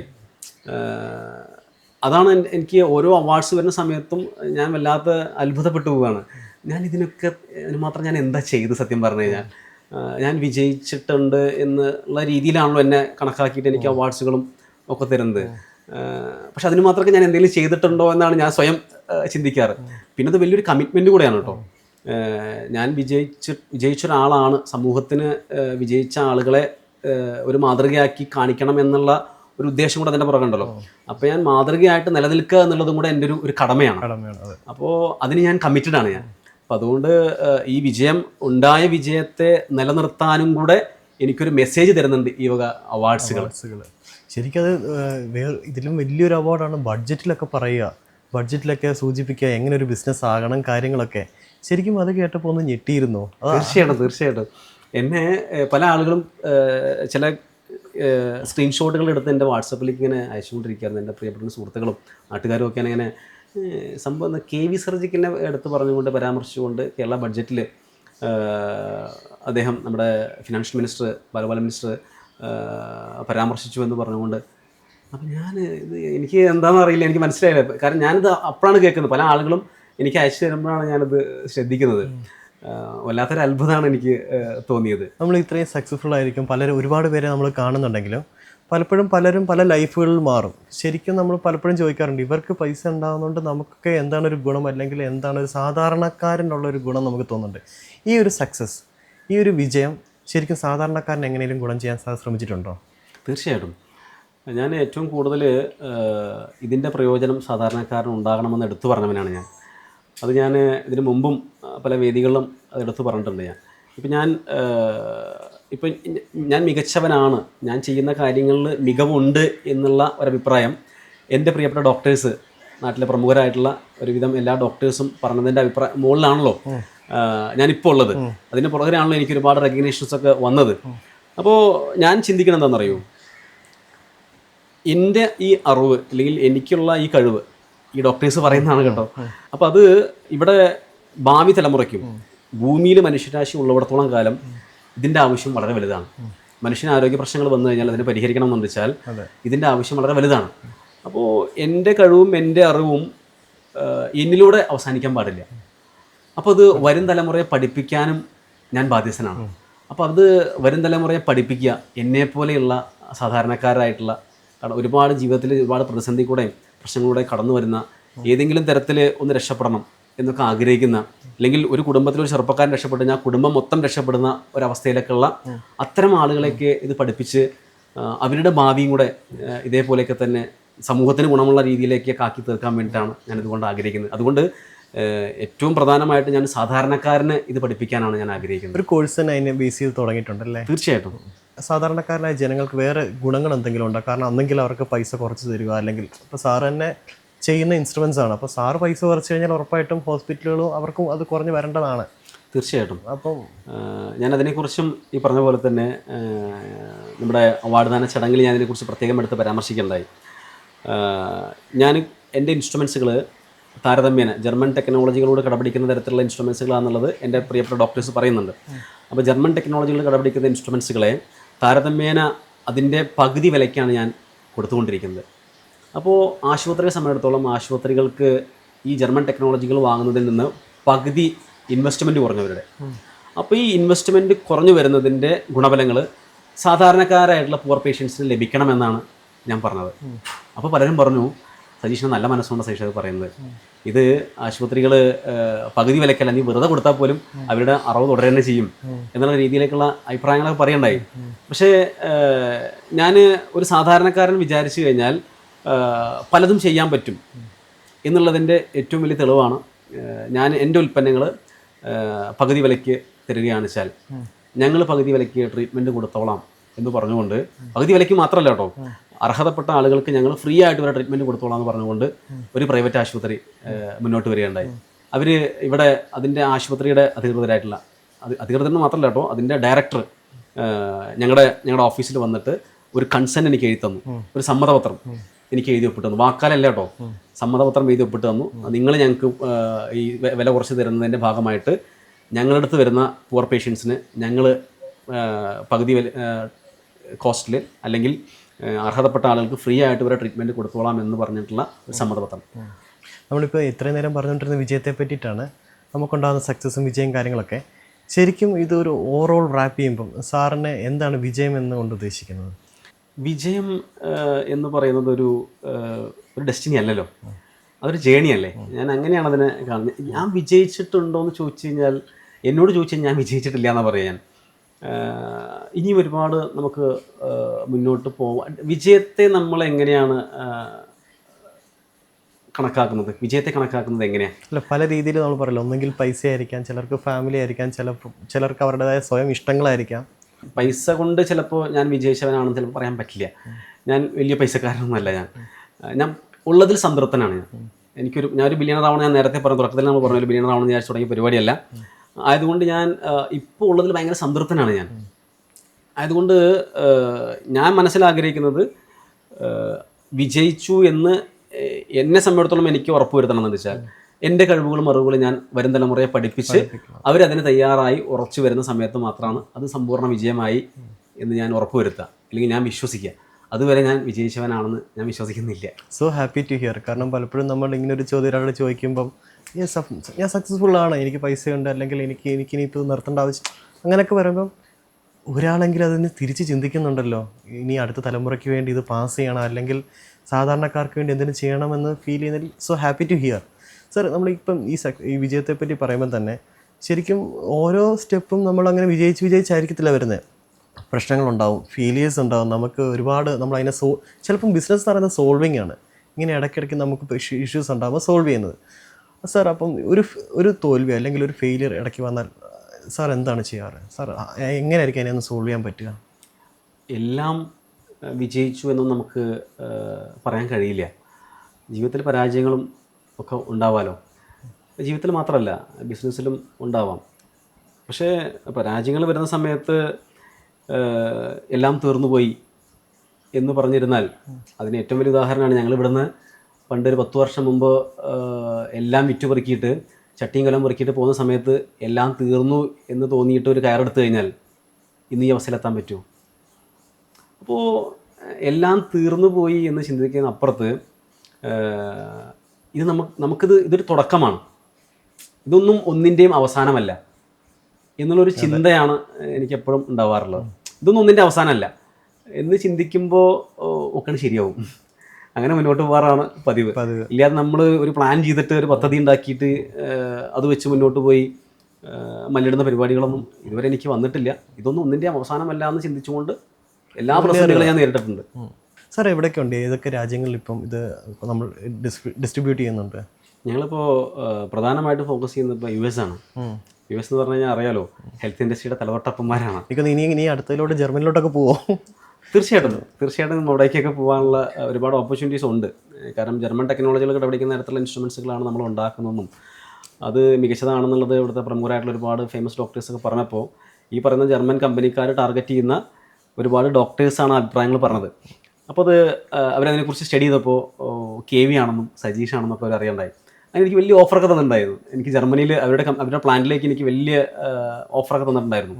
ഞാൻ പറഞ്ഞു, ഞാൻ നിങ്ങളുടെ സ്ഥാപനത്തിലല്ല, ഞാൻ അവിടെ വന്നിട്ട് ഞങ്ങളൊരു കമ്പനി തുടങ്ങാൻ വേണ്ടി പോകുന്നുണ്ട്, ഇപ്പോഴല്ല ഫ്യൂച്ചറിൽ എന്നുള്ള രീതിയിലൊക്കെ. അപ്പോൾ അവർ നല്ല രീതിയിലൊരു സ്വാഗതം ചെയ്തു കേട്ടോ. അവർ സാധാരണ ആളുകളുടെ മനോഭാവത്തിലുള്ള ആളുകളല്ല.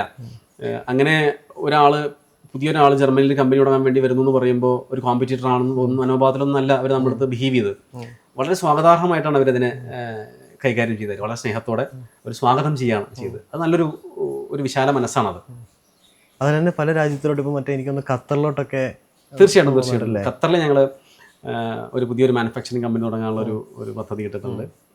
അതേപോലെ തന്നെ യു എസിൽ 4 ഡോക്ടേഴ്സ് ചേർന്നിട്ടാണ് നമ്മുടെ ഉൽപ്പന്നങ്ങൾ മികച്ചതാണെന്നുള്ളൊരു അഭിപ്രായം പറയുകയുണ്ടായി. അങ്ങനെ ഈ ഡോക്ടേഴ്സ് തന്നെയാണ് നമ്മുടെ ഡിസ്ട്രിബ്യൂഷൻ അവിടെ എടുത്തിട്ടുള്ളത്. നമ്മുടെ ഇൻസ്ട്രുമെൻസുകൾ ഇപ്പോൾ അവിടുത്തെ വിതരണ ചുമതല US ഏറ്റെടുത്തിട്ടുള്ളത് 4 ഡോക്ടേഴ്സ് ചേർന്നാണ്. അത് വലിയൊരു അത്ഭുതകരമായിട്ടുള്ളൊരു കാര്യമാണ് കേട്ടോ. നമ്മളുണ്ടാക്കുന്ന ഉൽപ്പന്നങ്ങൾ ഡോക്ടേഴ്സ് സെല്ല് ചെയ്യാൻ വേണ്ടി തയ്യാറാവുമെന്ന് പറഞ്ഞു കഴിഞ്ഞാൽ ആലോചിച്ച് നോക്കൂ അവരതിൽ എത്രത്തോളം കോൺഫിഡൻ്റ് ആണെന്നുള്ളത്. അതെ, പലപ്പോഴും ഈ രാജ്യങ്ങൾ അല്ലെങ്കിൽ നമുക്ക് ഇത്രയും ബിസിനസ്സുകൾ മുമ്പോട്ട് കൊണ്ടുപോകാൻ പറ്റുന്നത് സൗഹൃദങ്ങളാണ്. നമ്മൾ ഒരാൾക്കുണ്ടാക്കിയെടുക്കുന്ന സൗഹൃദം, നമ്മൾ ഒരാളെ എങ്ങനെ ഡീൽ ചെയ്യുന്നു, അല്ലെങ്കിൽ അതൊക്കെ ഒരു വലിയ ഘടകമാണ്. അപ്പോൾ ഒരു ഫ്രണ്ട്ഷിപ്പിന് ഒരു ഡെഫിനേഷൻ പറയുകയാണെങ്കിൽ, അല്ലെങ്കിൽ എന്താണ് ഇത്രയും സക്സസ് ആയിരിക്കുന്ന ഇത്രയും ആൾക്കാരെ കാണുന്ന സാറിന് പറയാനുള്ളത്? വളരെ പ്രധാനപ്പെട്ട ഒരു കാര്യമാണ് ഞാൻ ഫോളോ ചെയ്യുന്ന. മോസ്റ്റ് ഇമ്പോർട്ടൻ്റ് ബന്ധങ്ങൾക്കാണ്. പൈസയൊക്കെ സെക്കൻഡറിയാണ്, മറ്റെല്ലാം സെക്കൻഡറിയാണ്. ബന്ധങ്ങളാണ് നമുക്ക് നമ്മുടെ ജീവിത വിജയം, ജീവിതത്തിൽ പോസിറ്റീവും നെഗറ്റീവുമായിട്ടുള്ള മാറ്റങ്ങൾ ഉണ്ടാക്കുന്നത് ബന്ധങ്ങളാണ്. നല്ല ബന്ധങ്ങളിലൂടെ നല്ല മാറ്റങ്ങൾ, മോശമായ ബന്ധങ്ങളിലൂടെ നമ്മുടെ ജീവിതത്തിൽ മോശമായ അവസ്ഥകളിലേക്ക് മാറിപ്പോകുന്നതിനൊക്കെ കാരണം അതാണ്. അപ്പോൾ ഞാൻ ഇടപെടുന്നത് ഏറ്റവും കൂടുതൽ ഡോക്ടേഴ്സുമായിട്ടാണ്. അപ്പോൾ അറിയാലോ, എൻ്റെ വിദ്യാഭ്യാസവും എൻ്റെ അവസ്ഥയൊക്കെ നിങ്ങൾക്ക് അറിയാലോ, എൻ്റെ ബാക്ക്ഗ്രൗണ്ട് എന്നൊക്കെ നിങ്ങൾക്ക് അറിയാലോ. പക്ഷേ ഞാൻ ഇടപെടുന്ന ആളുകൾ എന്ന് പറഞ്ഞാൽ സമൂഹത്തിൽ ഹൈ എഡ്യൂക്കേറ്റഡ് ആയ ആളുകളാണ്, ഒരു ഹൈ പ്രൊഫൈലിലുള്ള ആളുകളാണ്, ഡോക്ടേഴ്സുമായിട്ട് ബന്ധപ്പെട്ട ആളുകൾ എല്ലാവർക്കും എഡ്യൂക്കേഷൻ ഉള്ളവരാണ്. അപ്പോൾ അവരുമായിട്ട് നമുക്ക് ഇടപെട്ടിട്ട് നിരന്തരമായിട്ട് ഞാൻ അവരുമായിട്ട് ഇടപെടുമ്പോൾ, ഞാൻ എൻ്റെ കാര്യങ്ങൾ സത്യസന്ധത പാലിക്കുമ്പോൾ, അവർ പറയുന്ന കാര്യങ്ങളെല്ലാം അത് അക്ഷരം പ്രതി അനുസരിച്ച് അവരെന്നെ സംതൃപ്തരാക്കി മുന്നോട്ട് പോകുമ്പോൾ ഉള്ള ആ നിലനിർത്തുന്ന ആ ബന്ധമുണ്ടല്ലോ, ആ ബന്ധങ്ങൾക്ക് വാല്യൂ കൊടുക്കുക എന്ന് പറയുന്നുണ്ടല്ലോ, ആ ബന്ധത്തിലൂടെയാണ് ഇപ്പോൾ ആ ബന്ധം നിലനിർത്തുന്ന സമയത്ത് എൻ്റെ ഉൽപ്പന്നങ്ങൾ ഉപയോഗിക്കുന്ന ഒരു ഡോക്ടർ അതിൽ സംതൃപ്തനാണെന്ന് വെച്ചാൽ എന്ത് ചെയ്യുമെന്നറിയോ, അവർ പറഞ്ഞാൽ വിശ്വസിക്കുന്ന, അവർ പറഞ്ഞാൽ അനുസരിക്കുന്ന ഫണ്ട്സ് ഡോക്ടേഴ്സിലേക്ക് നമ്മൾ റെക്കമെൻഡ് ചെയ്യും. അവിടെയാണ് ആ ബന്ധത്തിൻ്റെ വാല്യൂ കിടക്കുന്നത്. ഡോക്ടറെ സംബന്ധിച്ചിടത്തോളം എന്തിന് എന്നെ സഹായിക്കണം, ആലോചിച്ച് നോക്കൂ. അവർ പറഞ്ഞാൽ അവർ വിശ്വസിക്കുന്ന, അവർ പറഞ്ഞാൽ അനുസരിക്കുന്ന ഫണ്ട്സ് ഡോക്ടേഴ്സിലേക്ക് എന്നെ എന്തിനു റെക്കമെൻഡ് ചെയ്യണം? ഞാൻ നന്നാവണം എന്നുള്ള ആഗ്രഹം നന്നായിട്ടുള്ള ഒരു ആളുകളായതുകൊണ്ടാണ്. അത് ആ ബന്ധത്തിൻ്റെ പ്രത്യേകതയാണ്. ഇന്ന് വരെ ഞാൻ അതിന് ഭംഗം വരുന്ന തരത്തിലേക്കുള്ളൊരു കാര്യങ്ങളും ചെയ്യാൻ തയ്യാറായിട്ടില്ല. മാത്രമല്ല എൻ്റെ ബിഹേവിയറിൽ ചേഞ്ച് വന്നത്, എനിക്കിപ്പോൾ ഇവിടെ ഇരുന്നിട്ട് നിങ്ങളുടെ അടുത്ത് കോൺഫിഡൻ്റ് ആയിട്ട് സംസാരിക്കാൻ പറ്റുന്നതിൻ്റെ അടിസ്ഥാന കാരണം ഞാൻ ഇത്തരം ആളുകളുമായിട്ട് ഇൻട്രാക്ട് ചെയ്തതിൻ്റെ ഭാഗമായിട്ട് എനിക്ക് വന്ന ഒരു ബിഹേവിയർ ചേഞ്ചാണ്. ഇല്ലാണ്ട് എനിക്കൊരു മാറ്റം അതിൽ വന്നിട്ടില്ല. എൻ്റെ പഴയ സജീഷൻ തന്നെയാണ് ഇന്നുള്ളത്. കമ്പനി വളർന്നു, പക്ഷേ സജീഷൻ ഒരു മാറ്റം വന്നിട്ടില്ല. പക്ഷേ ഒരു കോൺഫിഡൻസ് വന്നത് ഇത്തരം ആളുകളുമായിട്ടൊക്കെ എനിക്ക് നിരന്തരം ഇടപെടാൻ പറ്റിയതിൻ്റെ ഭാഗമായിട്ട് ഗ്രാജുവലി വന്നൊരു മാറ്റമാണത്. നമ്മൾ പലപ്പോഴും കേട്ടിട്ടുണ്ട്, നമ്മൾ ഇങ്ങനൊരു ബിസിനസ് കാര്യങ്ങൾ തുടങ്ങുമ്പോൾ നമുക്ക് കുറച്ച് പൈസയൊക്കെ ആയി കഴിയുമ്പോൾ നമ്മളത് FD ഇടുന്നു, അല്ലെങ്കിൽ നമ്മൾ സ്റ്റോക്കിലോട്ട് മാറ്റുന്നു, നമുക്ക് ജീവിക്കാനുള്ള ഒരു വരുമാനം ആയിക്കഴിഞ്ഞു. ഇനിയും ജോലി എടുക്കണ്ട എന്നുള്ളൊരു സ്റ്റേജ് പല ബിസിനസ്സുകാർക്കും വരും. ഇനിയും ജോലി ചെയ്തില്ലെങ്കിലും ഇറ്റ്സ് ഓക്കെ, എനിക്ക് ജീവിക്കാൻ പറ്റും നന്നായിട്ട്. എന്തെങ്കിലും സാറിന് ഇതൊക്കെ സ്റ്റോപ്പ് ചെയ്യണോ, അല്ലെങ്കിൽ ഇനിയും നമുക്ക് സ്വസ്ഥമായി ഫുൾ ടൈം വീട്ടിലിരിക്കാമെന്ന് തോന്നിയിട്ടുണ്ടോ? ഒരർത്ഥത്തിൽ ചോദിച്ചു കഴിഞ്ഞാൽ നിർത്തണം എന്ന് തോന്നിയത് ഒരുപാട് സമ്പാദിച്ചുകൊണ്ടല്ല. ലളിതമായിട്ട് ജീവിക്കാൻ ആഗ്രഹിക്കുന്ന ആളാണ് ഞാൻ. ലളിതമായിട്ട് ജീവിക്കാമെന്ന് വെച്ചാൽ എൻ്റെ കുട്ടികൾക്ക്, എൻ്റെ 3 കുട്ടികളാണ് എനിക്ക്, 3 കുട്ടികൾക്ക് വിദ്യാഭ്യാസം കൊടുക്കാനും എൻ്റെ അച്ഛനും അമ്മേനെയൊക്കെ വാർദ്ധക്യകാലത്ത് സംരക്ഷിക്കാനും ഒക്കെ പറ്റുന്ന തരത്തിലേക്ക് ഞാൻ ഏൺ ചെയ്തിട്ടുണ്ട്. ലളിതമായിട്ട് ജീവിക്കുകയാണ് കേട്ടോ. പക്ഷേ ഞാൻ എൻ്റെ പെരിയപ്പൻ ഡോക്ടറടുത്ത് ഞാനത് പറയുകയും ചെയ്തു. ഞാൻ പെരിയപ്പൻ ഡോക്ടറടുത്തും എൻ്റെ പല സുഹൃത്തുക്കളുടെടുത്തും ഒക്കെ ഞാനതിനെക്കുറിച്ച് ഞാൻ സംസാരിക്കേണ്ടായി. അപ്പോൾ എൻ്റെ പെരിയപ്പൻ ഡോക്ടറാണ് പറഞ്ഞത്, സജീഷിനെ ഞാൻ സഹായിച്ചത് സജീഷിൻ്റെ കുടുംബവും രക്ഷപ്പെടാൻ വേണ്ടി മാത്രമല്ല. സജീഷ് രക്ഷപ്പെട്ട് കഴിഞ്ഞാൽ സജീഷും ഇതേപോലുള്ള ഒരുപാട് കുടുംബങ്ങൾക്ക് സഹായം കൊടുക്കാൻ പറ്റുന്നവനായി തീരണമെന്നുള്ള ഒരു ഉറപ്പുള്ളത് കൊണ്ടാണ്, നിനക്കതിന് കഴിയുമെന്നുള്ള ഒരു ബോധ്യം എനിക്ക് അന്ന് ഉണ്ടായത് കൊണ്ടാണ് സജീഷേ. അതുകൊണ്ട് ഇത് അവസാനിപ്പിക്കാൻ പാടില്ല. കൂടുതൽ ആളുകൾക്ക് തൊഴിൽ ലഭിക്കുന്ന തരത്തിലേക്ക്, കൂടുതൽ ആളുകൾക്ക് ഒരു കുടുംബത്തിന് അത്താണിയാവുന്ന തരത്തിലേക്ക് നിൻ്റെ സംരംഭത്തിനെ വളർത്തുക എന്നുള്ളത് നിൻ്റെ ഒരു കടമയാണ്. അതുകൊണ്ട് അത് ചെയ്തേ പറ്റൂ എന്ന് പറഞ്ഞു. അപ്പോൾ ഞാനത് തീരുമാനിച്ചു. സർ, അതുപോലെ തന്നെ നമുക്ക് നമ്മുടെ നാട്ടിൽ തന്നെ അല്ലെങ്കിൽ ഒരുപാട് ബിസിനസ് ചെയ്യണമെന്ന് ആഗ്രഹമുള്ള ഒരുപാട് പേരുണ്ട്. പക്ഷെ അതെങ്ങനെ തുടങ്ങണം, എവിടെ ചെയ്യണം, അല്ലെങ്കിൽ അത് ചെയ്ത് കഴിഞ്ഞാലുള്ള റിസ്ക് ഫാക്ടർ അവരെ ഭയങ്കരമായിട്ട് പേടിപ്പിക്കുന്നു. ശരിക്കും ഇങ്ങനെ തുടങ്ങാൻ ആഗ്രഹിക്കുന്ന ഒരു യൂത്തിനടുത്ത് സാറിന് എന്താണ് പറയാനുള്ളത്? സാറിൻ്റെ ഒരു ലൈഫ് ലെസൺ വെച്ചിട്ട്. ആരെയും അനുകരിക്കാതിരിക്കുക. നമ്മൾ ആരെങ്കിലും ഒരാൾ ബിസിനസ് ചെയ്യുന്നത് കണ്ടിട്ട് അതുപോലെ ആവണമെന്ന് വിചാരിച്ചിട്ട് അത് തന്നെ അനുകരിക്കാതെ അവനവൻ്റെ കഴിവും അറിവും ഒക്കെ വെച്ച് അതിനെ തിരിച്ചറിയുക. അതിൻ്റെ പുറകെ അതൊരു പാഷനാണെന്ന് ഉറപ്പ് വരുത്തിയിട്ട് അതിൻ്റെ പുറകെ പോവുക. അതിൻ്റെ പുറകെ പോയി ഞാനിപ്പോൾ നേരത്തെ പറഞ്ഞ പോലെ തന്നെ പ്രതിസന്ധികൾ വന്നേക്കാം, പലപ്പോഴും നമുക്ക് പരാജയങ്ങൾ വന്നേക്കാം. എത്ര പ്രാവശ്യം പരാജയപ്പെട്ടോ എന്നുള്ളതല്ല, വിജയിക്കുന്നത് വരെ അതിന് വേണ്ടി ശ്രമിച്ചോ എന്നുള്ളതിന് മാത്രമാണ് വിജയം അവകാശപ്പെടാൻ പറ്റുള്ളൂ എന്നുള്ളതാണ് വലിയ വലിയ ആളുകളൊക്കെ പറഞ്ഞ് ഞാൻ കേട്ടിട്ടുള്ളത്. അപ്പോൾ അത്രമാത്രമാണ് എനിക്ക് അവരോട് പറയാനുള്ളത്. ഇനി ഒരുപാട് ഉയരങ്ങളിലേക്ക് വരട്ടെ, ഒരുപാട് രാജ്യങ്ങളിലേക്ക് വരട്ടെ, സ്വന്തമായുള്ള പ്രൊഡക്ട്സിൽ കാര്യങ്ങൾ വരട്ടെ. ഞങ്ങൾക്ക് ഇങ്ങനൊരു ടൈം സ്ലോട്ട് വന്നതിൽ ഒരുപാട് നന്ദി. Thank you so much sir. Thank you so much. Cinema സ്വപ്നം കാണുന്നവർക്ക് ചാവറ ഫിലിം സ്കൂൾ, കൊച്ചി.